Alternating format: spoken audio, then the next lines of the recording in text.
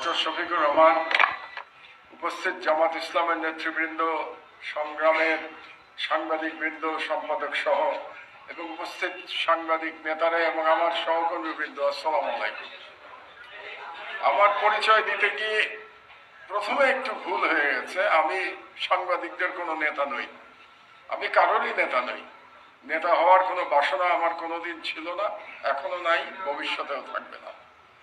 আমি একজন সম্পাদক মাত্র এবং কিছু লেখালেখি করি। নিজেকে বুদ্ধিজীবীও দাবি করি না আমি, তবে অন্যায়ের বিরুদ্ধে সবসময় সরব থাকার চেষ্টা করেছি আমার সাধ্যমতো, এবং আমার যে ধর্মীয় বিশ্বাস সেটাকে অবলম্বন করে আমি এগিয়ে যাওয়ার চেষ্টা করেছি আমার জীবনে সর্বত্র। যখন সরকারি দায়িত্বে থেকেছি তখনও, যখন সরকারের বাইরে এবং এখন সাংবাদিকতা জীবনে তখনও চেষ্টা করছি। আমি সংগ্রামের পত্রিকার কর্তৃপক্ষের কাছে আজকে একটি বিশেষ কারণে কৃতজ্ঞতা প্রকাশ করতে চাই। আমাকে দ্বিতীয়বার যখন গ্রেফতার করা হয়েছিল 2013 সালে 11ই এপ্রিল, এবং আমার পত্রিকা আমার দেশ বন্ধ করে দেওয়া হয়েছিল। আমার পত্রিকা বললে ভুল হবে, আপনাদের সকলের পত্রিকা, বাংলাদেশের পত্রিকা, বাংলাদেশের স্বাধীনতাকামী জনগণের পত্রিকা, বাংলাদেশে ইসলাম প্রিয় মানুষের পত্রিকা আমার দেশ। তো সেটা যখন বন্ধ করে দেওয়া হলো, তারপরে এই আমার দেশ এই প্রেসেই একদিন ছাপানোর চেষ্টা করা হয়েছিল, 3 দিন ছাপানো হয়েছিল। আমার সহকর্মী জাহিদ চৌধুরী বলে দিল, আমি তো তখন জেলে, কাজেই পরিষ্কার মনে নাই আমার। 3 দিন ছাপানো হয়েছিল। তারপরে এখানে পুলিশ এসেছিল এবং গ্রেফতার করে নিয়ে গেছিল।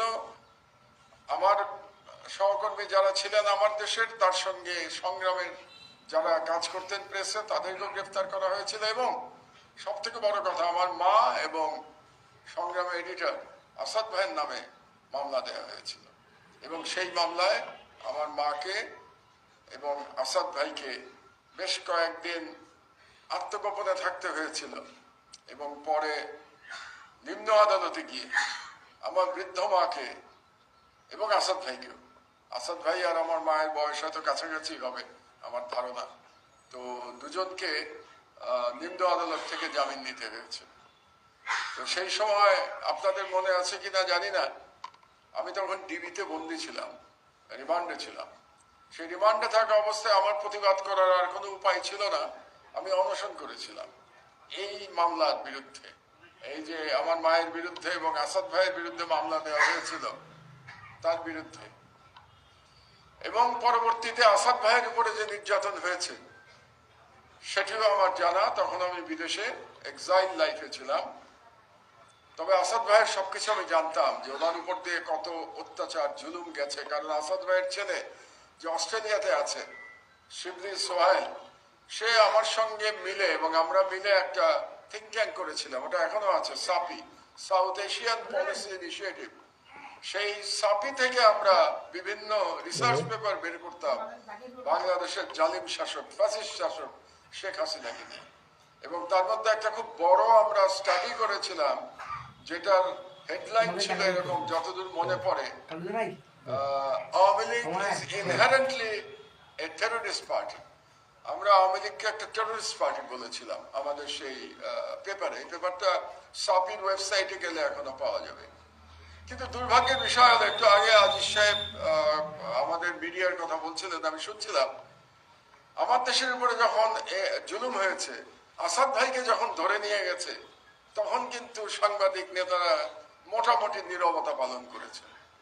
আসাদ ভাইকে কিভাবে নিয়ে যাওয়া হয়েছে, আর আমাদের তথাকথিত সুশীল পত্রিকাগুলো, সেগুলো কিন্তু সেদিন শুধু নীরব থাকেন নাই, এই আসাদ ভাইয়ের জুলুমের পক্ষে তারা অবস্থান নিয়েছিলেন, ফ্যাসিবাদী সরকারের পক্ষে অবস্থান নিয়েছিলেন। আমাদের এই ধারা থেকে বেরিয়ে আসতে হবে। আমরা এখন, রাষ্ট্রের পরিবর্তন হয়েছে, অন্তত আমি মনে করি মালিক পক্ষের চাপ থাকতে পারে, কিন্তু সরকার থেকে এখন পর্যন্ত তেমন কোনো চাপ দেওয়া হচ্ছে না সত্য কথা বলবার জন্য। তবে সম্প্রতি 2-1টি ক্ষেত্রে, কালকে ইউটিউবে, কনক সরোয়ারের ইউটিউবে আমি শুনছিলাম যে কোনো একটি চ্যানেলের, সম্ভবত চ্যানেল 24-এর 2জন সাংবাদিককে নাকি ডিজিএফআই চাপ দিয়ে চাকরিচ্যুত করিয়েছে। যদি এটা হয়ে থাকে তাহলে এটা অত্যন্ত নিন্দার কথা। আমাদের আমাদের সবার মিলে সম্মিলিতভাবে তার প্রতিবাদ করা উচিত। কাজেই কোন সরকারের আমলে যেন কোন সাংবাদিকের চাকরিচ্যুতি তার লেখার জন্য না হয়, তার মত প্রকাশের জন্য না হয়।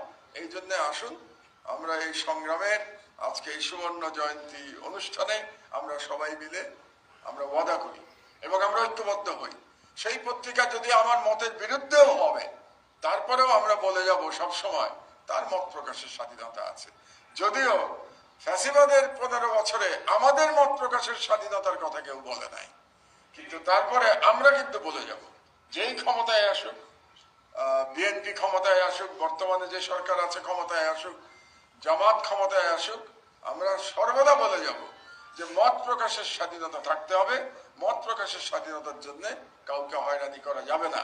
আর একটি মাত্র দাবি দিয়ে আমি আমার বক্তব্য শেষ করব, যে বর্তমান সরকারের আইন করে দিতে হবে যে কোন সাংবাদিককে মামলায় গ্রেফতারি পরোয়ানা দেয়া যাবে না বিচার সমাপ্ত হওয়ার আগে পর্যন্ত। তার বিরুদ্ধে যদি কোনো অভিযোগ থাকে, মামলা হবে, বিচার হবে, বিচার হওয়ার পরে বিচারে যা কিছু সাব্যস্ত হয় সেটা হয়ে যাবে। কিন্তু একজন মানহানি মামলা করবে অথবা অন্য কোনো ভুয়া মামলা করবে, আইসিটি আইনে মামলা করবে, আর তাকে গ্রেফতার করে নিয়ে যাবে, এটা আমরা হতে দিতে পারি না। এটাই আমার সর্বশেষ আহ্বান আমাদের সাংবাদিক নেতৃবৃন্দের কাছে, যে আসুন এই কথাতে আমরা একমত হই যে আমরা মত প্রকাশের জন্য কাউকে হয়রানি হতে দেব না। আর সর্বশেষ আমি অন্তত আমার পত্রিকার তরফ থেকে সংগ্রামের উত্তরোত্তর সাফল্য কামনা করি। আপনারা এগিয়ে যান। আমরা দেখতে চাই যে সংগ্রাম একটা জনপ্রিয় পত্রিকাতে পরিণত হয়েছে। আমাকে এখানে এই ক্ষুদ্র বক্তব্য দেওয়ার জন্য, সুযোগ দেওয়ার জন্য আপনাদেরকে অসংখ্য ধন্যবাদ। আল্লাহ হাফেজ। বাংলাদেশ জিন্দাবাদ।